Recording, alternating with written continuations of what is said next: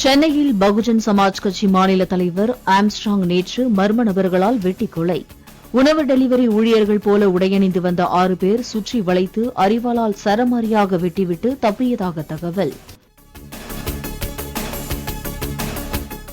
சென்னை ராஜீவ்காந்தி மருத்துவமனையில் பகுஜன் சமாஜ் கட்சி மாநில தலைவர் ஆம்ஸ்ட்ராங் உடலுக்கு பிரேத பரிசோதனை. காலை 7:45 மணிக்கு தொடங்கி 9:45 மணி வரை சுமார் 2 மணி நேரம் உடற்கூறாய்வு நடைபெற்றது. கொல்லப்பட்ட ரவுடி ஆற்காடு சுரேஷின் பிறந்த நாளில் பகுஜன் சமாஜ் மாநில தலைவர் ஆம்ஸ்ட்ராங் படுகொலை. சுரேஷின் பிறந்தநாள் அல்லது இறந்த நாளுக்குள் ஆம்ஸ்ட்ராங்கை கொல்ல திட்டமிட்டதாக சுரேஷின் சகோதரர் பொன்னை பாலு போலீசாரிடம் வாக்குமூலம் என தகவல். ஆம்ஸ்ட்ராங் உடல் வைக்கப்பட்ட சென்னை அரசு ராஜீவ்காந்தி மருத்துவமனை முன் திரண்ட ஆதரவாளர்கள். சென்னை ராஜீவ்காந்தி மருத்துவமனை முன்பு 1000க்கும் மேற்பட்ட போலீசார் குவிக்கப்பட்டு பாதுகாப்பு. ஆம்ஸ்ட்ராங் படுகொலையை கண்டித்து சென்னை சென்ட்ரல் அருகே 1 மணி நேரத்திற்கு மேல் சாலை மறியலில் ஈடுபட்டவர்கள் கைது. மறியலை கைவிட மறுத்து தடையை மீறி தரையில் படுத்துக் கொண்டு மறியலில் ஈடுபட்டவர்கள் குண்டுக்கட்டாக கைது செய்யப்பட்டனர். பகுஜன் சமாஜ் கட்சியின் மாநில தலைவர் ஆம்ஸ்ட்ராங் கொலையில் சம்பந்தப்பட்டவர்கள் இரவோடு இரவாக கைது. வழக்கை விரைவாக நடத்தி குற்றவாளிகளுக்கு உரிய தண்டனை பெற்றுத்தர காவல்துறைக்கு உத்தரவிட்டுள்ளதாக முதலமைச்சர் மு.க. ஸ்டாலின் வலைப்பதிவு. பகுஜன் சமாஜ் கட்சியின் தேசிய தலைவர் மாயாவதி நாளை சென்னை வருகிறார்.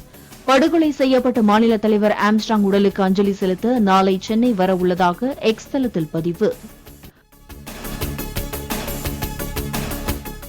படுகொலை செய்யப்பட்ட பகுஜன் சமாஜ் கட்சி தமிழக தலைவர் ஆம்ஸ்ட்ராங்கின் குடும்பத்தினருக்கு அனுதாபம் தெரிவித்த ராகுல் காந்தி, தமிழக அரசு உண்மை குற்றவாளிகளை கண்டறிந்து நீதி முன் நிறுத்தும் என நம்புவதாக சமூக வலைதளத்தில் பதிவு.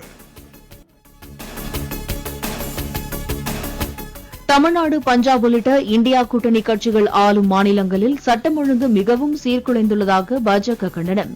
தமிழகத்தில் பகுஜன் சமாஜ் மாநில தலைவர் ஆம்ஸ்ட்ராங் படுகொலையை சுட்டிக்காட்டி பாஜக செய்தி தொடர்பாளர் ஷெசாத் பூனாவாலா விமர்சனம்.